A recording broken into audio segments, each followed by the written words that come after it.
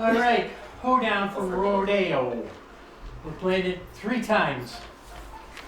First one, no dulcimer, or it's simple. Second time, we're adding the dulcimers.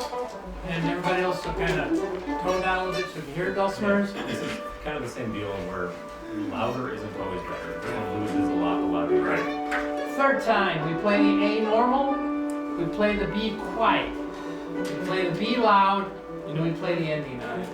So we play it three Three times times. total, and then the ending is 2 more Bs, Right. loud, and the tag. Yeah. And how did this kick off? These are the That was Lisa playing the potatoes.